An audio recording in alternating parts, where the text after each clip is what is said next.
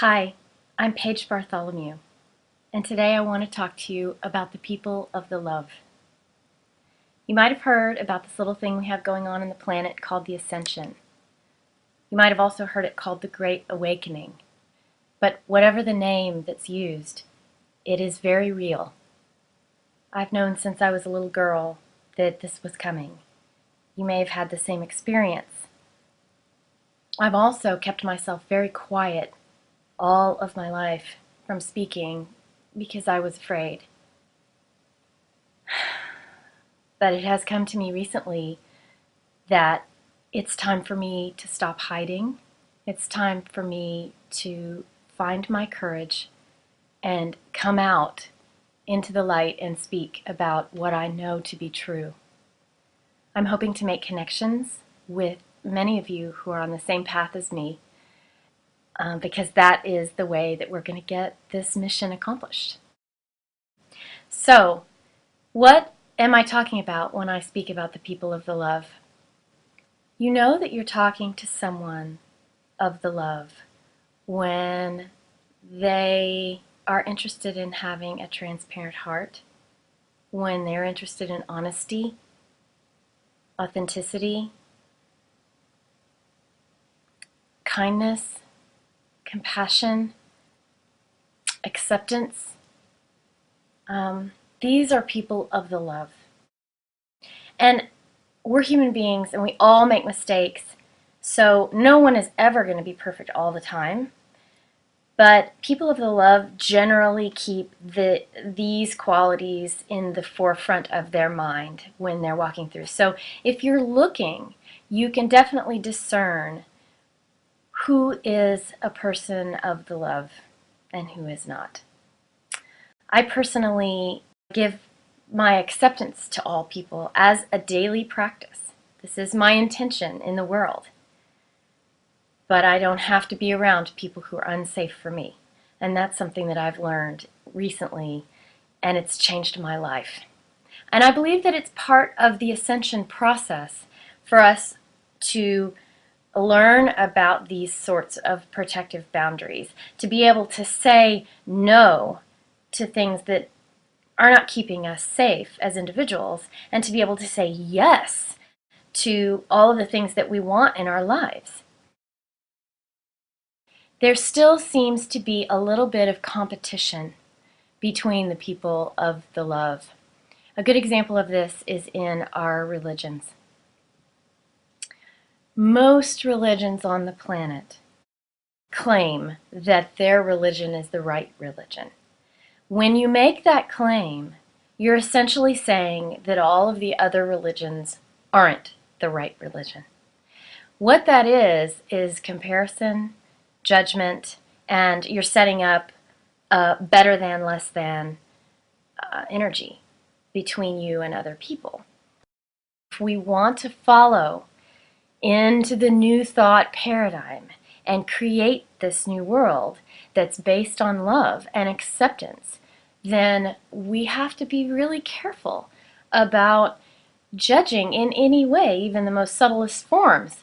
So this is something that I think about every day, and I'm just a normal person, just like you, doing my daily practice and taking steps each day to try to be better.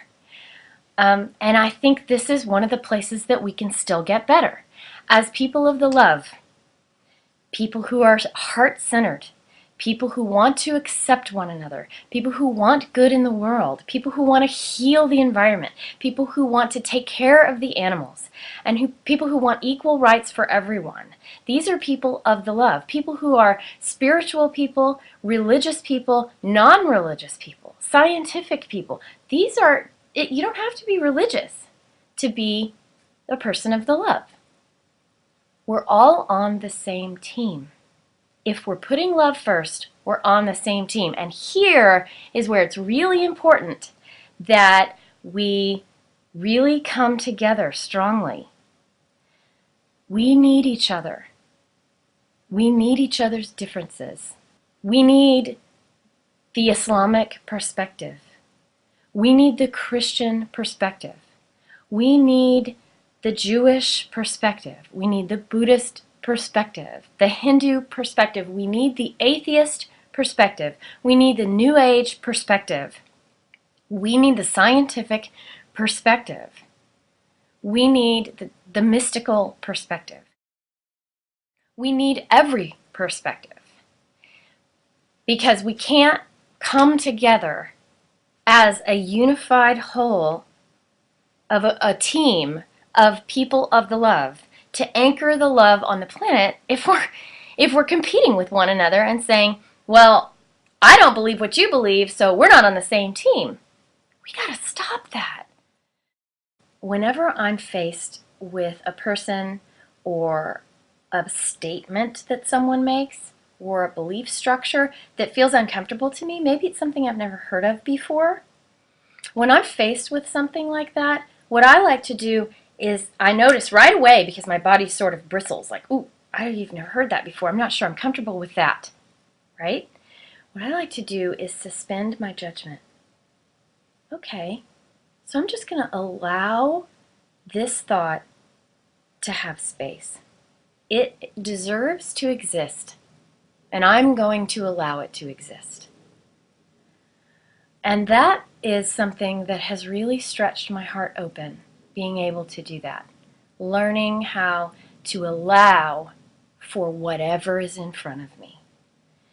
And the really advanced practice for this is when we see something that looks bad to us or evil.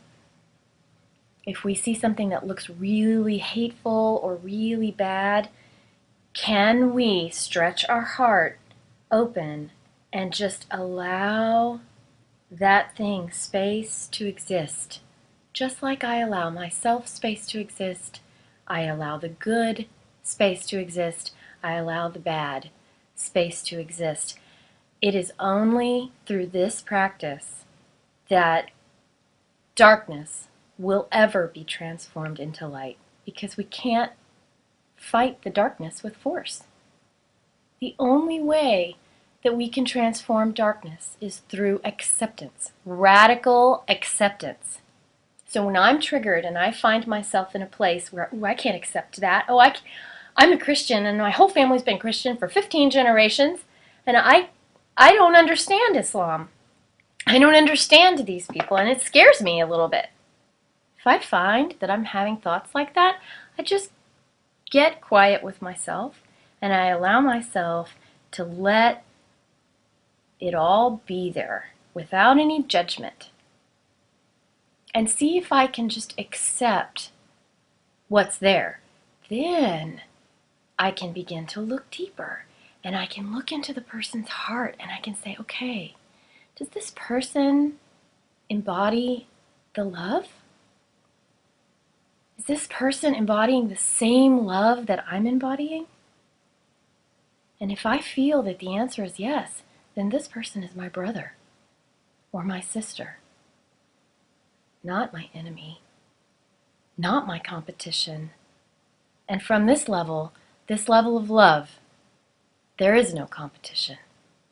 The differences between the religions and the politics and the Democrats and the Republicans and the cultural differences between different countries and places on the planet, they all disappear. They disappear because love is the magic salve that soothes all hearts and wounds. So we, as the people of the love, have an obligation. It's time for us to answer the call. This is what we came here for. It's time for us to band together, even with the people who are different from us, banding together with the people of the love for a greater cause. It's time to stop the dissension between our brothers and sisters. It's time to stop the sibling rivalry. It's time for us to come together, because this is the way that peace will prevail on earth. If we can't come together, if the people of the love can't even come together, how can we expect anyone to love each other? I am so honored to be here on YouTube with you. And if you want to connect with me, you can find me on Facebook at facebook.com/therevolutionofevolution.